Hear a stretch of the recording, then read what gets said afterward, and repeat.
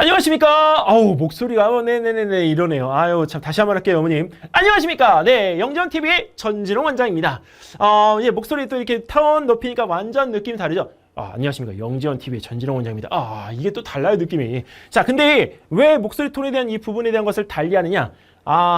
지금 바로 이 내용이 수리 정보이기 때문이죠. 수학과 수리 정보, 네, 내용이 분명히 다름에도 불구하고 우리는 한 가지 착각하고 있는 게 있습니다. 뭐냐면 수리 정보, 컴퓨터잖아요. 근데 컴퓨터는 기본은 뭐다? 과학이다? 아니죠. 수학입니다.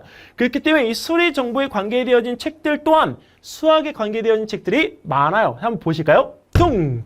네, 이 고종숙 씨가 엮은 책, 우리가 여기서 번역한 책 중에 하나가 바로 소수의 음악이라는 건데요. 최근에 우리가 그 이상한 수학자라고 하는 영화가 개봉이 됐어요. 네, 최민식 씨가 나오고 거기에 있는 우리 그 어린 친구들이 나와서 그 니만가설에 대한 이 부분에 대해서 우리가 문제를 풀었던 최민식 씨의 역할에 대해서 집중하게 되어지는 거죠. 천재 수학자, 바로 니만가설을 푼 사람이 우리 그 영화 속의 최민식 씨입니다. 자, 근데 그 부분에서 정말 제가 정말 이게 돼? 라고 이렇게 했던 부분 중에 하나가 3.14에 대한 그 부분의 순열의 반복이 바로 음악 코드였다라는 사실 기억하시나요? 그걸 갖다가 우리가 여기서 피아노로 치니까 음악이 연주가 됐었잖아요. 바로 그 부분에 대한 느낌의 책을 만약에 고른다고 하면 저는 소수의 음악이라는 책을 권하고 싶습니다. 여기서 우리가 볼 때 은행 업무하고 전자상거래에 대한 보안 문제를 갖다가 우리가 하기 위해서는 니만가설이 꼭 필요합니다. 근데 사실 니만가설을 갖다가 여기서 우리가 동원하면 상거래에 대한 부분을 갖다가 못 들을 수 없는 곳이 없다고 하더라고요. 해킹을 하고 싶다. 니만가설을 적용하면 모든 해킹이 다 풀린다고 합니다.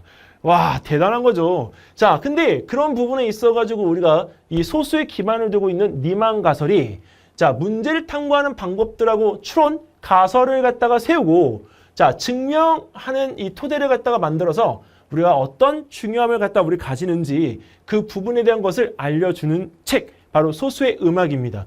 그리고 또 하나 이 가상 공간에서 우리가 중요한 보안의 키 역할을 갖다가 하는 것이 왜 중요한지를 알려주는 것. 최근에는 우리가 이제 정보가 발달을 하면서 NFT, 그 다음에 우리가 가상화폐 등에 대한 부분의 보안 체계를 갖다 만들기 위해서 우리가 활용한 블록체인이라는 기술이 나왔죠. 근데 그런 블록체인에 대한 이 부분들에 대한 그 근간이 어디로부터 나왔는지 우리가 비교를 갖다 해보는 것도 중요할 것 같아요. 그런 개념적인 부분들에 대한 것이 형성이 되어진다면 우리가 최근 이슈에 대한 부분들을 갖다가 우리가 활용해서 무엇인가를 해보려고 하는 친구들에게는 가장 핫한 책이 아닐까 생각이 되어집니다. 자, 그 다음에 컴퓨터 과학이 여는 세계. 자, 여러분 이게 뭐일 것 같아요? 저는 불안감 같거든요. 근데 이 부분에서 우리가 이 책을 왜 읽어야 돼? 이렇게 물어본다면 사실 아이디어적인 측면에서는 도움이 많이 받을 수 있어 라고 이렇게 말씀을 좀 드릴 수 있겠습니다. 컴퓨터나 소프트웨어가 어떻게 만들어졌는지 그리고 그런 아이디어는 누구한테 나온 건지 자, 그리고 우리의 지능하고 본능에 대한 부분들을 우리가 여기서 어떻게 확장을 갖다가 컴퓨터에 적용을 시키게 될지 참 애매합니다. 근데 이런 부분에 대한 적용한 사회의 어떤 미래적인 코드는 또 어떻게 형성되어질지 참 그런 부분에 대해서 이 책이 알려주는 바는 굉장히 많습니다. 자, 그리고 또 하나는 여기서 우리가 이 소프트웨어에 대한 응용을 갖다가 하거나 또는 창조하는 부분에 있어서 우리가 가지고 있어야 될 아이디어 안목 이라는 부분은 매우 중요합니다. 그냥 무턱대고 다 만들었다고 해서 내가 창조했기 때문에 무조건 잘 될 거야? 라는 것은 아니되옵니다. 자, 근데 이런 부분에서 이런 아이디어적인 부분을 효과적으로 살리기 위한 방법을 알고 있다면 당연히 그 방법을 따라서 할 수밖에 없죠. 근데 그런 아이디어의 소스와 원천을 바로 알려주는 책입니다. 근데 이런 아이디어와 소스가 왜 중요하냐? 수학을 잘한다고 해서 모든 걸 다 잘할 수 있는 건 아닙니다. 하지만 수학을 통해서 컴퓨터는 할 수가 있어요. 그리고 컴퓨터적인 부분의 그런 수학적인 개념의 코드 적용은 우리가 또 다른 부분의 사업으로, 산업으로 확장될 수 있는 소스를 가지고 있습니다. 그런 부분에 대한 것들의 연관성을 이 책이 알려준다니까요. 그래서 사실 이 책을 읽을 때는 좀 모든 것을 갖다가 좀 내려놓고 처음부터 이게 출발점에 서가지고 책을 따라서 움직이면서 읽어가는 느낌을 가진다면 책을 이해하기가 더 쉬워질 것 같습니다. 자, 그 다음에 이번엔 세 번째, 수학자 컴퓨터를 만들다. 네, 마틴 데이비스의 우리가 수학자 컴퓨터를 만들다라고 하는 책은 라이프니치에서 튜링까지라는 이 부분에 대한 우리가 부제를 달고 있는데요. 사실 저 사람들 다 우리가 수학자들이죠.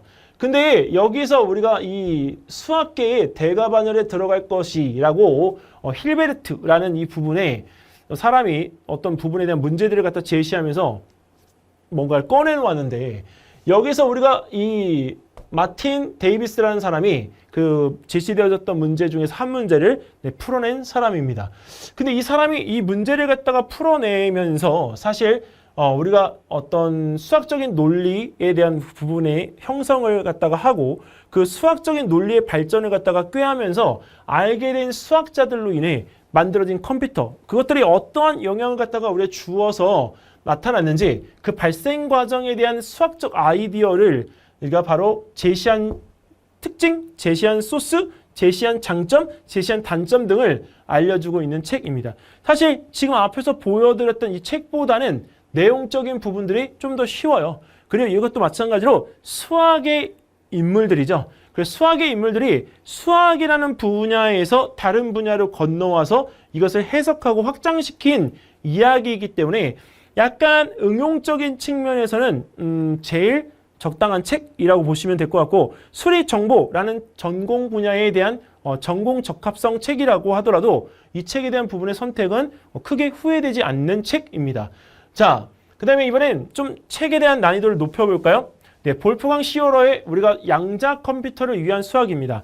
사실 수학이라는 부분에 있어서 우리가 물리적인 부분에 대한 것들을 우리가 빼놓을 수가 없죠. 앞으로 4차 산업에서 우리가 보안 체계를 갖다가 우리가 할 창과 방패 역시 양자 컴퓨터입니다. 양자 물리학. 근데 이 양자 컴퓨터라고 하는 부분을 갖다가 우리가 하게 되어지려면 수학에 대한 부분은 빼놓을 수가 없을 것 같아요. 그래서 양자 컴퓨터에 대한 원론적인 내용에 대한 부분을 설명하고 있고, 그 다음에 또 하나 뭔가 내가 다른 책을 갖다가 선택하지 않아도 내가 이 양자 컴퓨터에 대한 부분에 대한 이해를 갖다 하는 데 있어서는 우리가 충분하다. 근데 또 하나 여기 책에 대한 내용을 통해서 내가 양자 컴퓨터에 대한 부분의 어떤 동기부여나 그 다음에 명제나 또는 어떤 순서를 갖다 반복하는 방식 등에 대한 것들을 여기서 제공하는 사례를 통해서 내가 더 이해를 효과적으로 우리가 할 수 있는 것들, 그리고 풀어볼 수 있는 것들에 대한 부분들의 방향성을 이렇게 제시받음으로 인해서 나의 수학 실력을 발전시키고 월등히 높일 수 있는 부분이 있기도 합니다. 그래서 좀 수준은 앞에 있는 책들보다 더 높지만 한 번쯤은 과감하게 도전을 해볼 수 있는 책이기 때문에 서울대 수리정보를 지원을 하고자 하는 지금 현재 초등학교 6학년, 중학교 1학년 학생이라면 책을 좀 난이도 있게 한번 골라보시는 것도 괜찮다. 그 대신 책이 좀 비싸요. 이 책은. 네, 기존에 있는 책들보다 한 4배 정도 비쌉니다. 네. 그러니까 그 부분에 대한 것들을 한번 보시고 읽을 수 있는지 한번 꼭 살펴보신 다음에 구입을 하시는 게 좀 좋을 것 같습니다. 근데 정말 나중에 이쪽 컴퓨터 공학이나 전자공학이나 이 부분의 발판으로 갈 친구들이라면 어릴 때 읽었던 책 한 권 정도의 이런 책들의 수준 있게 들어가 있는 것은 괜찮을 것 같습니다. 자, 이번엔 세드릭 빌라니의 우리 살아있는 정리인데요.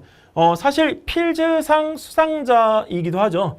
그 다음에 이 부분에서 우리가 이 사람이 남긴 에세이를 통해서 자신이 어떤 수학에 대한 인생을 걸어왔는지에 대한 이야기를 갖다 해주기 때문에 사실 수학에 관련되어진 책이기도 합니다. 하지만 수리 정보 부분이기 때문에 꼭 정보, 컴퓨터에 관련되어진 책을 고를 필요는 없어요.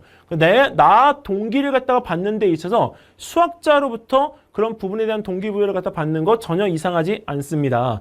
자, 여기 천재 수학자, 프랑스의 수학자, 필즈상 수상자 이 세 가지 타이틀을 가지고 있는 세드릭 빌라니는 우리가 여기서 하나의 수학 정리가 완성되는 과정을 생생하고 열정적으로 그려냈다. 그려낸 책이 바로 이 책입니다.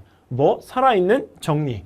자, 근데 이 책을 통해서 우리가 완성되어지는 과정, 그 다음에 수학을 갖다 하다 보면 정말 여기도 갔다, 여기도 갔다, 여기도 갔다, 여기도 갔다 풀어내려고 정말 무한하게 노력을 하잖아요. 그런 지그재그 왔다 갔다 하는 그 부분에 대한 과정에 대한 부분을 여기서 열정적인 도전과 그 다음에 우리가 정말 수학을 사랑하는 그 감성적인 부분으로 그것을 극복하고 있는 수학자의 모습을 보이고 있습니다. 마치 전체적인 부분이 한 편의 드라마처럼 다큐멘터리로 진행하는 모습을 갖다 보여주고 있기 때문에 이 책을 갖다가 우리가 위인전처럼 받아들여서 읽으면 그 수학자가 걸어온 인생을 통해서 내가 앞으로 나가야 될 부분의 동기부여를 확실히 받을 수 있다라고 제시할 수 있는 책입니다. 자, 이렇게 해서 우리 수리 정보에 대한 책까지 모든 것을 다 마무리 지었습니다. 네, 서울대 영재교육원 네, 자기소개서를 완성하는 데 있어서 인문, 인성, 전공 분야의 책 3권에 대한 부분들을 어떤 책을 선택해야 될지 안내를 드렸고요. 다음번에는 또 서울대 영재교육원을 지원하기 위해서 어떤 내용들이 또 필요하실지 그 부분에 대한 것들은 댓글이나 아니면 저에게 이메일을 갖다 보내주시면 영상 제작해서 또 안내를 드리도록 하겠습니다. 자, 그러면 여기서 이만 아하하 여태까지 보신 분은 구독과 좋아요 꼭 눌러주시기 바라겠습니다. 감사합니다. 안녕히 계세요.